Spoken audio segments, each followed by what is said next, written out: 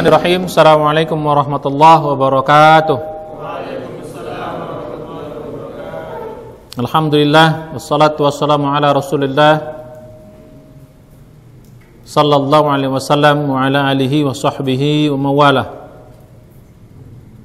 Amma ba'du, kita bersyukur kepada Allah, kita masih bertemu kembali dalam kajian hakikat ujian dalam kehidupan manusia. Alhamdulillah kita masih diberi umur yang panjang oleh Allah, masih diberikan kesehatan dan kesempatan sehingga kita bisa hadir dalam majelis yang mulia ini.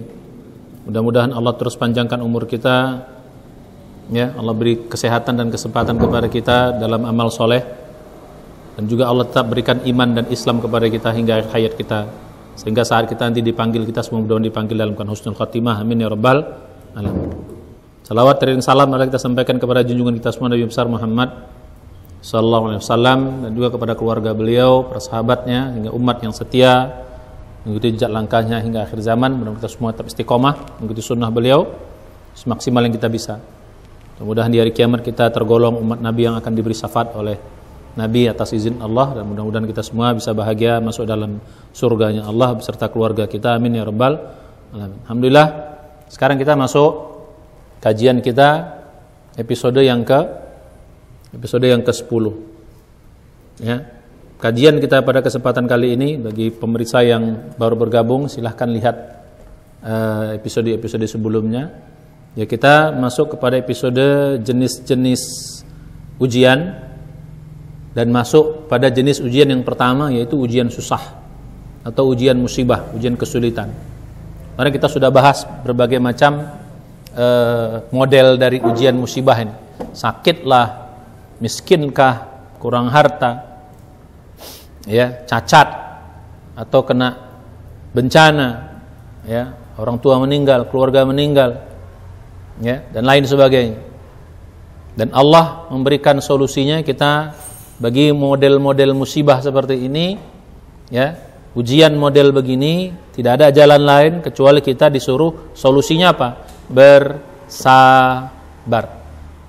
Jadi masing-masing nanti ujian itu ada solusi-solusinya. Khusus untuk ujian model pertama ini, ujian model sulit ini, kita disuruh bersabar. Ya.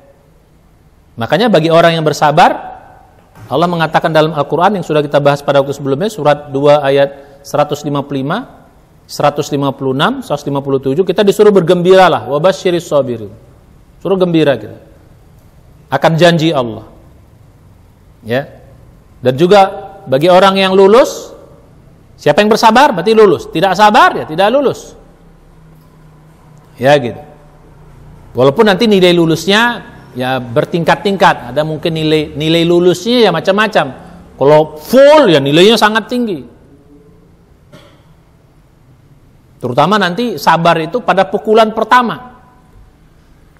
Ya, sabar itu yang paling tinggi nilai ketika kita kena musibah, di situ kita langsung sabar, itu paling tinggi nilai sabarnya. Jadi gitu. Ya. Walaupun setelah berikutnya kalau kita sabar ya bernilai, tapi tidak sehebat ketika kita kena musibah, kita langsung sabar. Nah, jadi balik pada kajian yang ke episode ke-10 ini, kita akan masuk lebih detail lagi. Apa sih sabar itu? Ya, bagaimana caranya biar kita bisa sabar? Ya, jadi gitu. Bagaimana sabar itu? Bagaimana caranya kita bisa sabar? Nah, sabar itu, ya, ini bagus sekali untuk kita pelajari biar kita lulus. Karena ujian susah ini, ujian sulit ini, ya hampir semua orang pasti akan mengalaminya. Bahkan mungkin semua orang. Ya, yang namanya meninggal saudara itu atau keluarga itu pasti semua orang akan mengalaminya. Ya. Jadi gitu. Kalaupun ujian sulit, susah, ya menderita, enggak juga semua orang bisa. Kalau ada orang kaya itu kadang-kadang kecilnya senang, besarnya senang, sampai mati pun dia senang. Ya susahnya saat sakratul maut aja kan begitu. Ada juga orang kadang-kadang begitu. Tapi sedikit tipe yang begitu.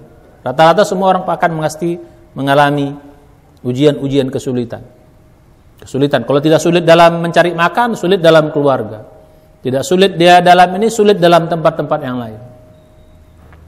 Nah, sekarang kita masuk. Sabar itu, ya, sabar itu ada 3 ininya.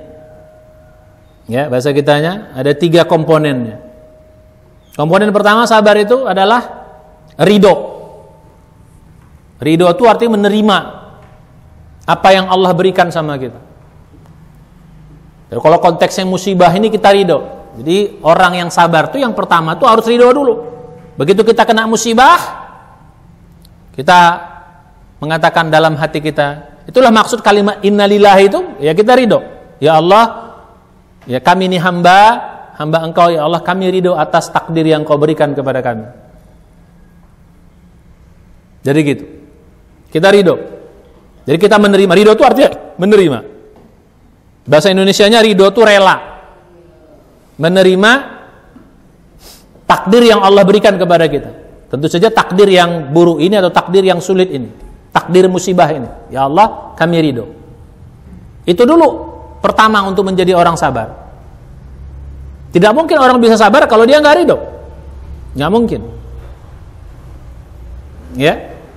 Apalagi dia menolak takdir, tidak menerima takdir, tidak akan bisa sabar tuh. Bawaannya berontak, bawaannya marah, bawaannya sedih, bawaannya kecewa, akan begitu. Ya, tapi kalau begitu kita ridho, hilang itu. Rasa kecewa itu turun, rasa sedih itu akan pelan-pelan hilang. Ya. Jadi gitu, rasa sakit, rasa apa itu semua akan terasa ringan ketika kita ridho. Apa arti ridho? Menerima bahwa ini adalah ujian Allah, takdir Allah kepada kita, kita terima. Ya Allah, aku ridho akan semua ini. Maka kita dianjurkan setiap hari mengucapkan kalimat ridho. Raditu billahi rabba wa bil islami din wa bi Muhammadin sallallahu alaihi wasallam nabiyan wa rasulan. Ya Allah, aku ridho, ya, sebagai hambamu, Engkau Tuhanku. Aku ridho sebagai seorang muslim, Islam sebagai agamaku. Aku ridho sebagai umat Nabi Muhammad, ya, Nabi Muhammad sebagai rasulku. Jadi gitu. Jadi kita ridho. Nah, begitu ridho, semua ujian yang tadi berat itu akan mulai terasa ringan. Apa aja ujian yang berat tuh ketika kita ridho, insya Allah akan terasa ringan. Karena hati kita menerima. Yang berat itu kan menerima. Yang berat itu menerima. Rata-rata orang menolak. Hawa nafsu, setan memang. Nah, ini ujiannya di situ. Hawa nafsu, setan, itu akan ngomporin kita. Tuhan tuh nggak adil. Kau begini, padahal kau sudah bagus. Tapi setan akan ngomporin. Hawa nafsu kita juga nggak cocok gitu loh. Karena nggak sesuai dengan hawa nafsu. Hawa nafsu kan sedangnya yang enak-enak. Kalau yang tak enak, hawa nafsu itu nggak akan suka. Jadi begitu. Hawa nafsu kita akan menolak. Jadi yang pertama, jurus sabar itu adalah ridho. Ya, itu jurus pertama. Ya, bagi orang yang ridho, insya Allah akan terasa ringan. Memang ya ini butuh proses. Dan mulai sekarang setiap apa, maka itu sebenarnya kalimat innalillahi wa inna ilaihi raji'un bukan hasil dari mulut, tapi di dalamnya harus ridho. Mulut kita innalillahi wa inna ilaihi raji'un, tapi hatinya nggak ridho, yaitu nggak mempan kalimat itu. Keluarga meninggal, mulut kita innalillahi wa inna ilaihi raji'un, mulut kita, tapi hati kita, kenapa ya, kok gitu ya Allah ya, padahal ini ya Allah. Nah, begitu berarti mulutnya doang. Nah, ini sabarnya nggak ada nilainya, mulut doang. Nah, yang kedua, orang sabar itu ya kuat menanggung ujian ini, kuat. Kita kuat, harus kuat. Orang sabar tuh kuat, nggak tumbang gitu loh. Kuat kita menghadapi ujian ini. Itu orang sabar tuh begitu. Ya, nggak lemah gitu. Nah, itu yang Allah jelaskan dalam surat ketiga ayat 146. Ya. Surat 3 ayat 104 itu ciri-ciri orang sabar. Wa ka'iyyim min nabiyyin qatala ma'ahu ribbiyuna katsir fama wahanu lima asabahum fi sabilillah wa ma dha'ufu wa mastakanu wallahu yuhibbus sabirin. Ini sabar yang kedua ini. Betapa banyak orang-orang yang takwa, orang-orang yang soleh berperang bersama Nabi. Maka ayyin min nabiyyin qatala ma'ahu ribbiyun. Ribbiyun itu orang soleh, orang takwa yang berperang bersama Nabi. Fama wahanu lima asabahum fi sabilillah. Mereka tidak merasa lemah terhadap musibah-musibah, terhadap musibah-musibah yang menimpa mereka dalam perjalanan kehidupan mereka. Fi sabilillah, di jalan Allah. Di sini jalan Allah itu maksudnya bukan hanya perang di jalan Allah, maksudnya dalam ibadah, di dalam kehidupan. Mereka enggak fama wahanu. Ya, tidak merasa lemah mereka terhadap ujian dalam perjalanan kehidupan mereka. Wa ma dha'afu, ya, mereka tidak lemah. Kalau tadi, ya, wahanu itu lemah secara mental. Kalau ini wa ma dha'afu tidak lemah secara fisik. Dhaif itu lemah secara fisik. Ya. Wa ma dha'afu, mereka tidak lemah secara fisik. Jadi mental yang enggak lemah, fisiknya pun enggak lemah. Artinya apa? Mereka tuh kuat. Baru lanjutannya, wa mastakanu, dan mereka pantang menyerah. Istikan tuh menyerah, tunduk, istikan. Wa mastakanu. Baru ujungnya apa? Wallahu yuhibbus sabirin. Allah sangat mencintai orang-orang yang bersabar. Nah, jadi gitu. Jadi harus kuat. Jadi kalau ada orang yang biasanya kalau kita udah ridho, insya Allah tuh pelan-pelan kita akan kuat. Ketika nggak kuat, insya Allah kita kuat. Harus begitu. Jadi apa saja musibah itu pasti kita kuat. Ya, setelah kita ridho, kita kuat.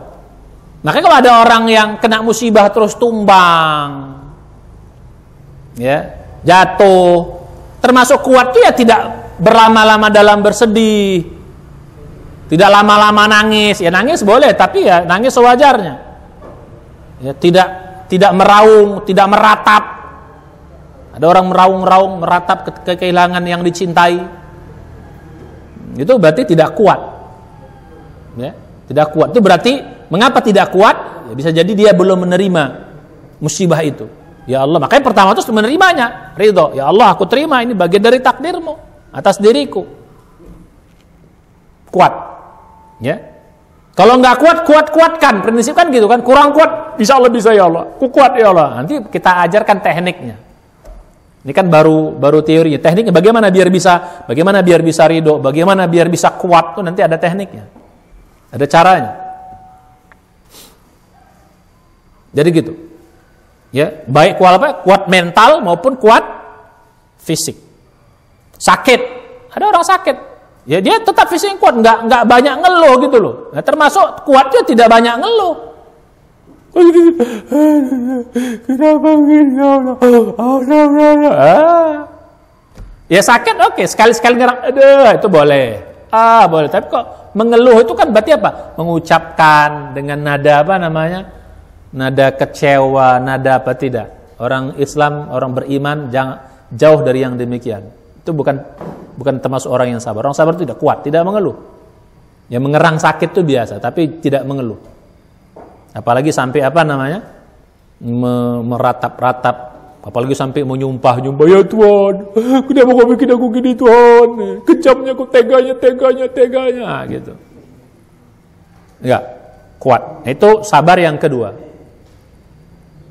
Nah, sabar yang ketiga itu adalah mencari solusi. Cari solusinya. Cari solusi. Biar kita bisa diringankan.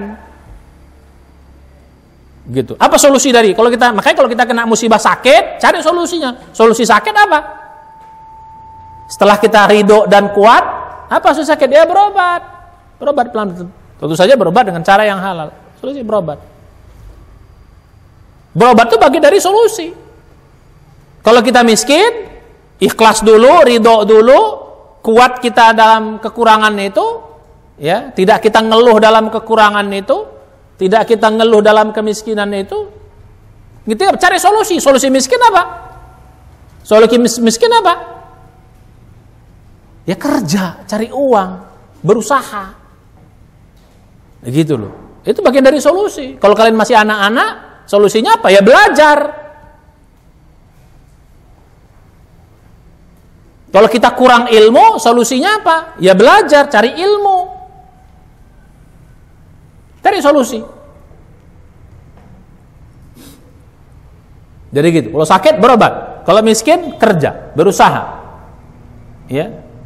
Jadi gitu. Supaya kita jangan berlama-lama dalam kemiskinan itu. Itu bagian dari perintah Allah juga. Apalagi misalnya, kalau kena bencana, ya cari solusinya apa? Ayo solusi dari ini.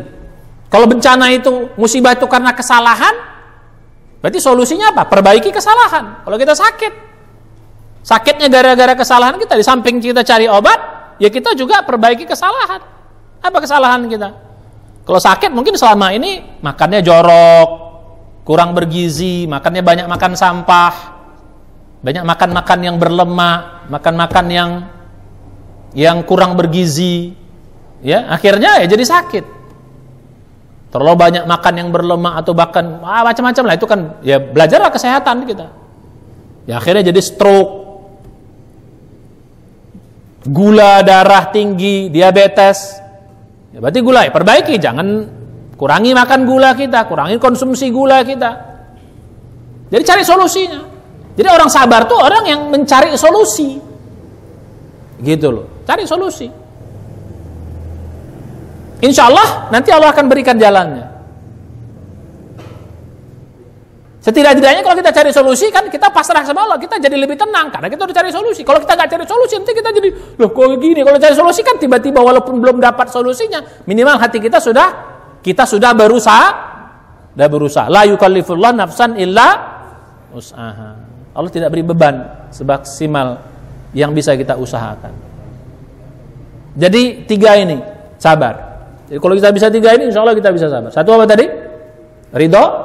Yang kedua? Kuat. Yang ketiga? Nah sekarang untuk bisa begini gimana caranya? Bagaimana cara biar bisa jadi orang sabar? Biar kita bisa ridho, biar bisa kita kuat. Ya, biar kita bisa mencari solusi. Bagaimana caranya? Yang pertama, untuk bisa menjadi orang sabar itu adalah banyak ibadah, dekatkan diri sama Allah. Banyak doa, banyak ibadah. Karena wa ma sabruka illa billah, nggak akan bisa kita sabar kecuali atas pertolongan Allah. Nggak bisa kita sabar, maka kita berdoa.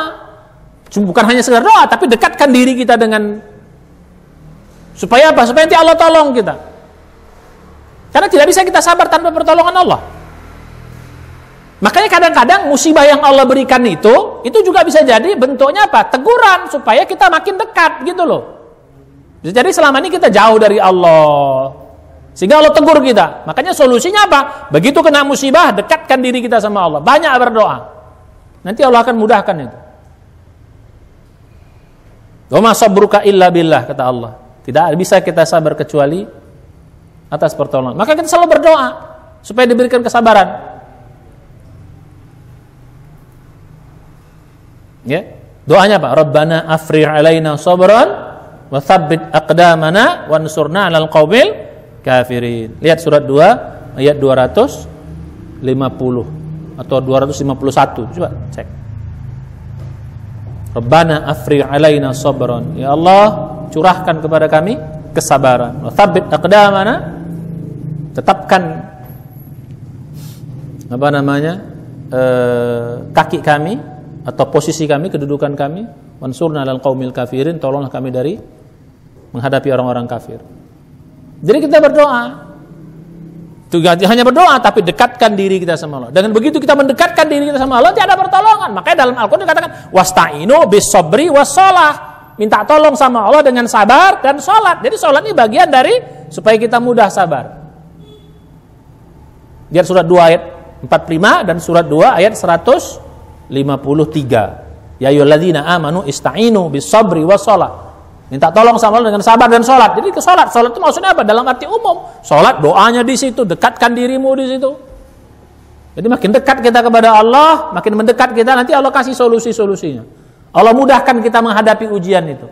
Allah mudahkan kita ridho. Jadi dimudahkan kita jadi ridho, kita jadi lebih kuat, kita akan diberikan solusi. Yang 3 tadi itu akan dimudahkan oleh Allah Subhanahu wa taala.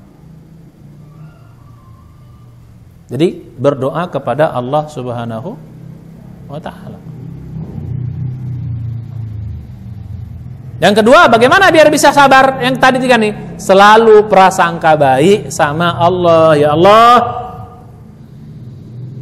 prasangka baik sama Allah. Ya Allah, ini adalah yang terbaik yang kau berikan, walaupun mungkin gak enak. Ya Allah, prasangka baik sama Allah. Ya Allah, pasti aku kuat menghadapi ini. Ya Allah, jadi gitu, prasangka baik bahwa ini yang terbaik yang Allah berikan walaupun gak enak. Yang kedua, prasangka baik bahwa di balik ini semua banyak hikmahnya.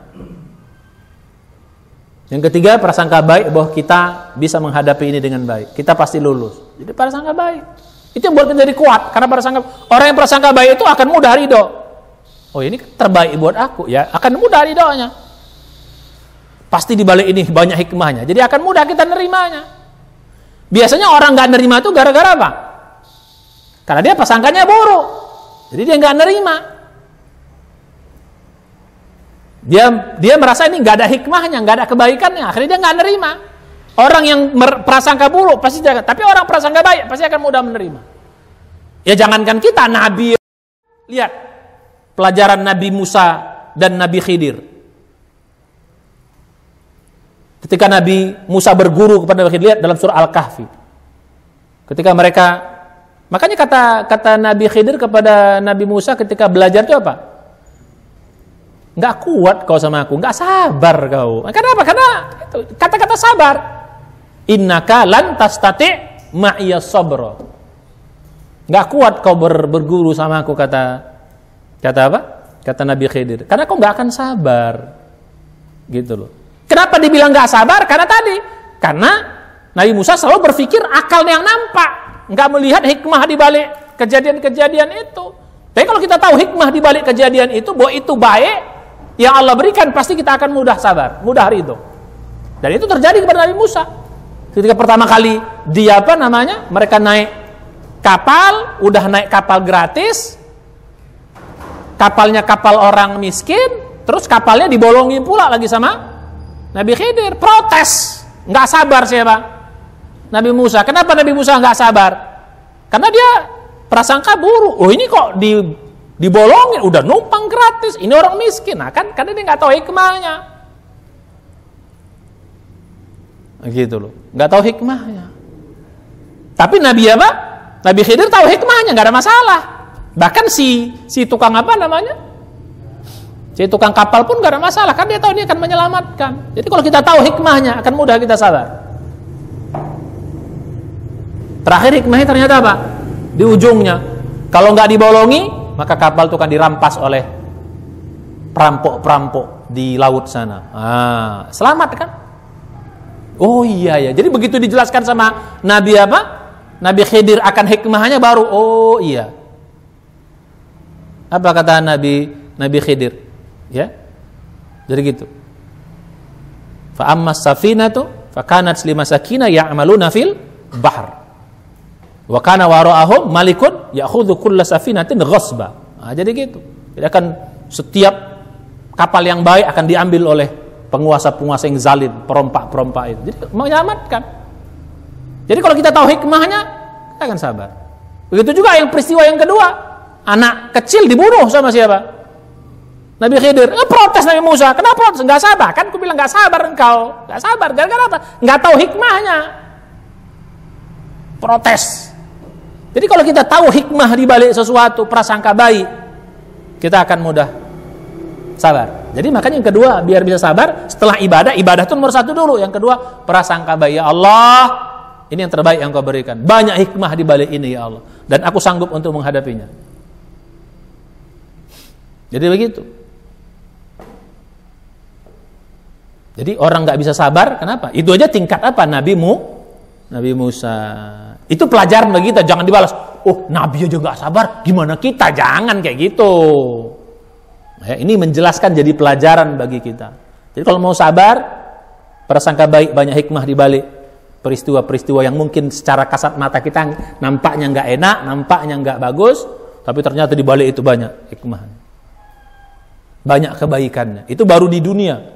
Belum nanti kebaikan di akhirat. Oh, kalau seandainya kita tahu pahala dari sabar itu, Itu salah satu termasuk masuk dalam yang kedua ini, prasangka baik. Kalau kita tahu pahala sabar itu begitu hebatnya, maka kita akan sabar menghadapi semua ujian kita.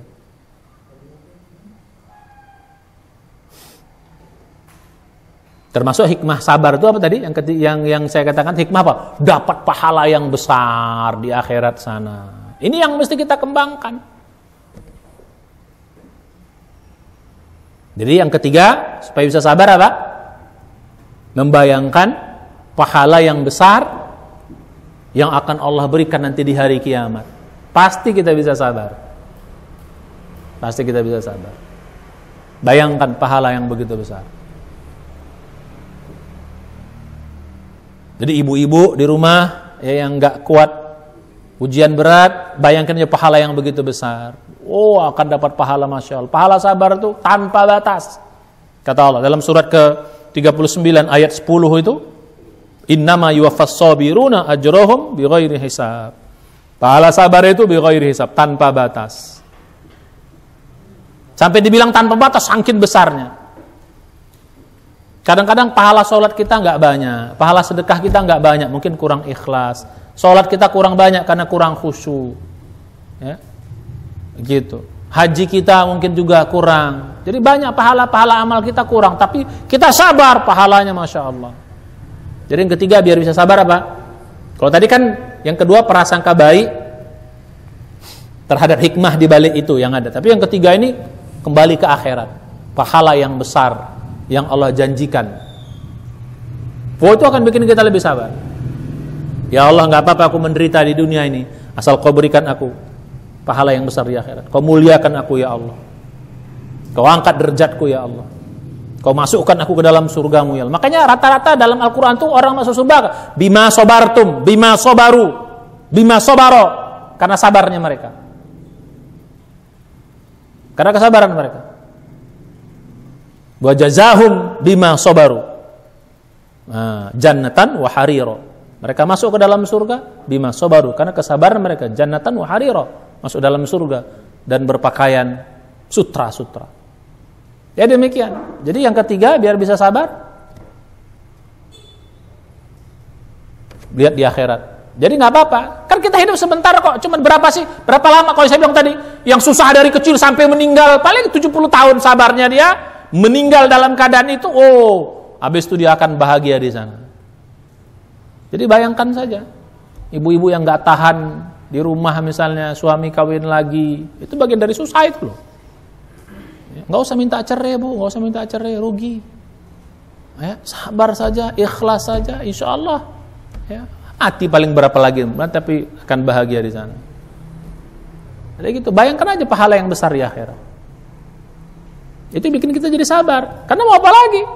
Toh kita menjerit juga masalah belum tentu selesai. Kita protes juga malah tambah berat. Sudah ya Allah aku ikhlas. Makanya ridho tadi, ya. Jadi bayangkan pahala yang besar. Maka saya dulu pernah di awal saya cerita, ada orang yang begitu dinampakkan pahalanya, dia bilang apa? Ternyata ujian sekarang masih kecil. Kalau bisa ujian lebih gede lagi. Kalau bisa begitu. Kalau kita dinampakkan pahala yang besar, kalau kita pikir sekarang, ya Allah ini mah cetek, kalau misalnya lebih berat lagi, kita akan minta begitu. Kalau dinampakkan pahalanya. Kamu kehilangan uang misalnya, 1 juta. Ini kehilangan 1 juta. Sudah? Tiba-tiba dinampakkan pahala dapat 10 triliun. Kira-kira kamu sabar nggak dapat kehilangan 1 juta?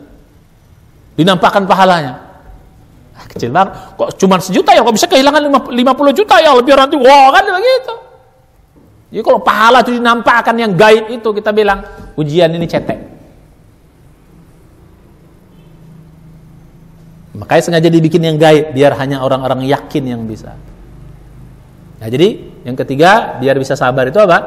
Selalu apa? Kembalikan ke akhirat. Nilainya begitu tinggi di hadapan Allah Subhanahu Wa Taala.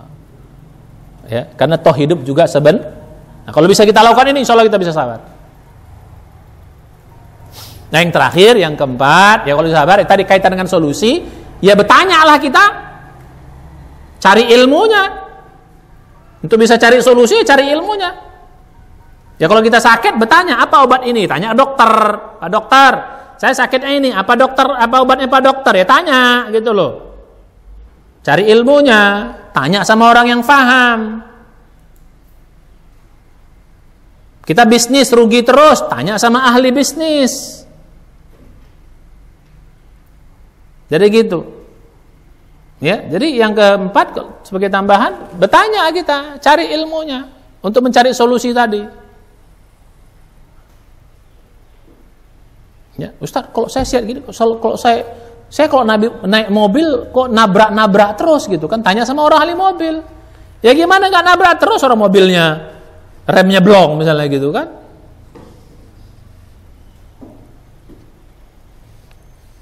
Ada orang kayak gitu kan. Setiap dia minum kopi, matanya sakit. Setiap dia minum kopi, matanya sakit.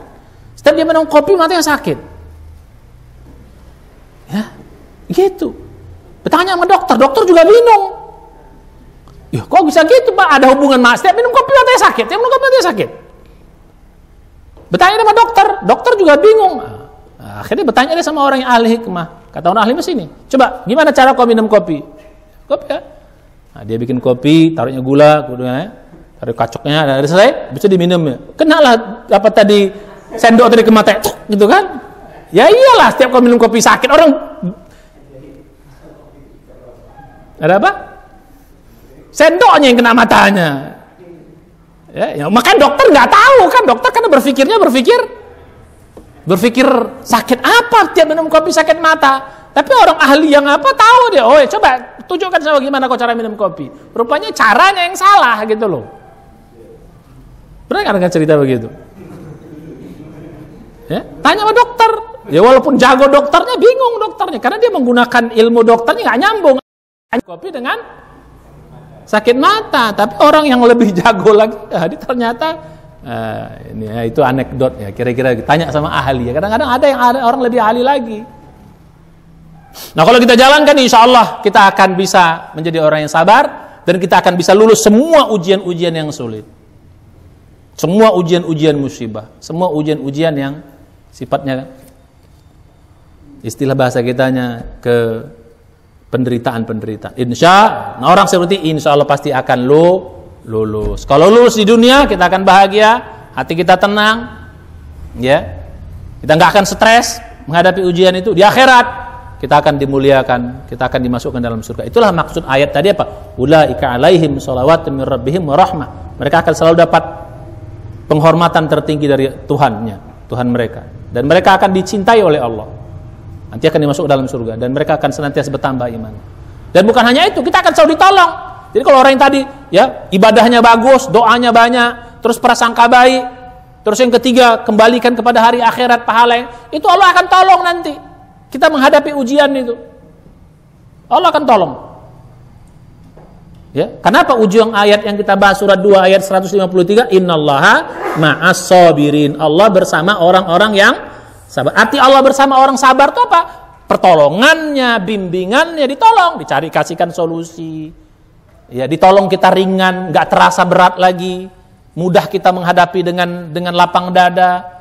Allah akan bantu kita menghadapi ujian-ujian itu. Jadi selama ini bisa jadi ujian terasa berat. Kenapa? Karena kita tidak mau sabar, tidak mau cari solusi yang saya ajarkan tadi. Yang tiga, ya, tidak mau ibadah, ya, tidak prasangka baik, malah prasangkanya buruk, tidak mengembalikan kepada hari akhirat. Mudah-mudahan ini sedikit jurus sabar, insya Allah. Terus, ya, jadi bagi yang sekarang banyak ujian-ujiannya, amalkan ilmu ini. Ya, saya juga belajar, kita juga belajar. Mari pelan-pelan kita amalkan. Kan ujian itu banyak, bukan susah itu kan bukan sekali kan, susah 1, susah 2, susah 3, musibah 1, musibah 2, semua orang akan mengalami itu. Tapi kalau kita pakai jurus ini pelan-pelan, kita amalkan, kita praktekkan, nanti naik level kita. Makin berat ujiannya, makin bisa kita hadapi, makin berat ujiannya, makin terus bisa kita hadapi. Akhirnya sampai kita kepada derajat yang mulia di sisi Allah Subhanahu wa taala. Kita doakan mudah-mudahan yang kena musibah Allah beri kemudahan. Ya, Allah beri kesabaran, Allah beri kekuatan kepada kita. Yang sakit supaya Allah sembuhkan. Ya, yang rezekinya kurang Allah lapangkan. Ya, yang kena musibah-musibah Allah ringankan. Mudah-mudahan musibah ini akan mengangkat derajat kita dan menghantarkan kita kepada ridha Allah dan menghantarkan kita kepada surganya. Amin ya rabbal. Mari terus kita akan lanjutkan nanti pada pertemuan berikutnya ujian tipe nomor 2, yaitu ujian kesenangan atau kenikmatan. Insya Allah hadir terus, ya. Silahkan kita amalkan ilmu ini, mudah-mudahan bermanfaat. Mari kita baca hamdalah, alhamdulillah, dan doa penutup majelis. Subhanaka Allahumma bihamdika, asyhadu an la ilaha illa anta, astaghfiruka wa atubu ilaik. Assalamualaikum warahmatullahi wabarakatuh.